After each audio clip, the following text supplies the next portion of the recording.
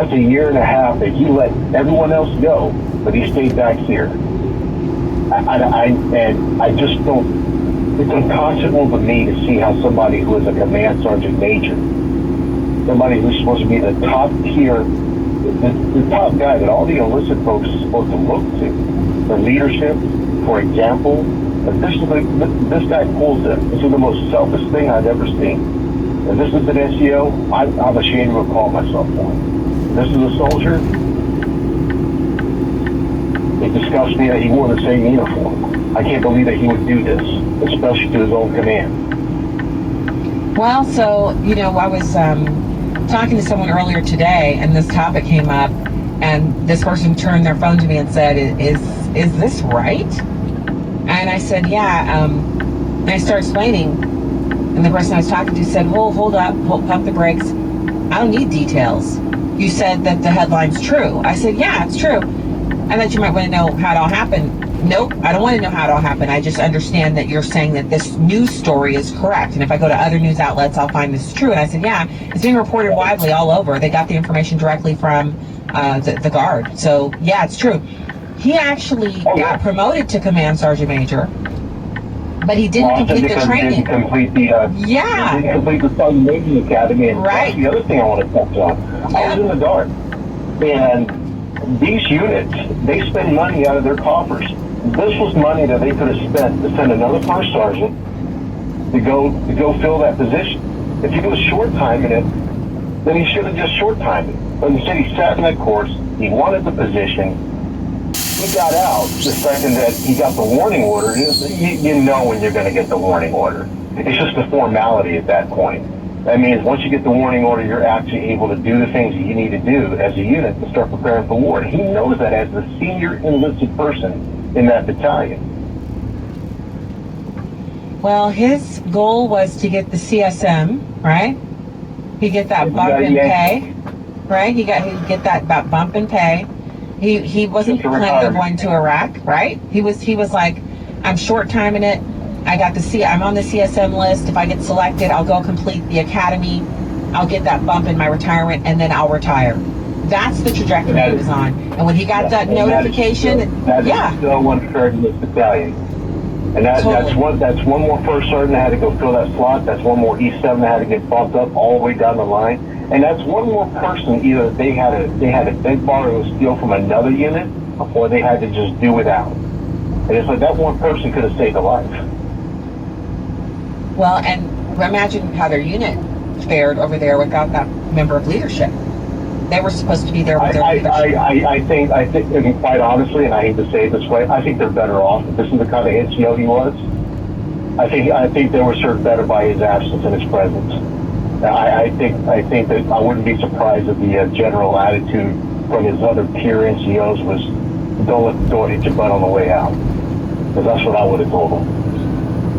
But the points you're making about the money that was wasted, the time, the people who were behind him on the CSM list waiting to get the call up, and the delays that ensued. And here's the other part. We're talking about this now, and we're talking about the routine order of it. We have this timeline. It's all neatly packaged up for us.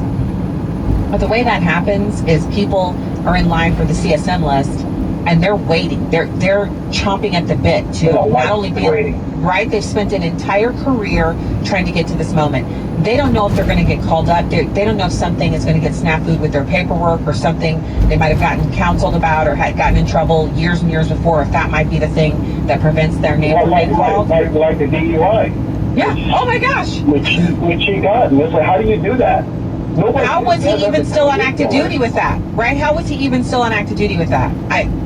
He was in the Guard, but even still, it's like, there's no way you're going to get that high up. It's like, if you even make it above E7 with a DUI, you must have done a lot of right things with a lot of the right people.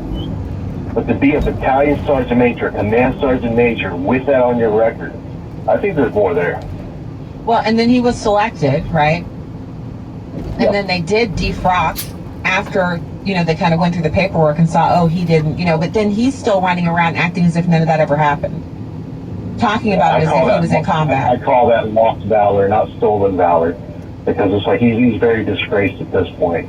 As a fellow NCO, as somebody who's earned who's earned a few stripes, I can't even look at him in the same light. I don't understand how this is what's supposed to be the senior, the top tier of being a senior enlisted personnel.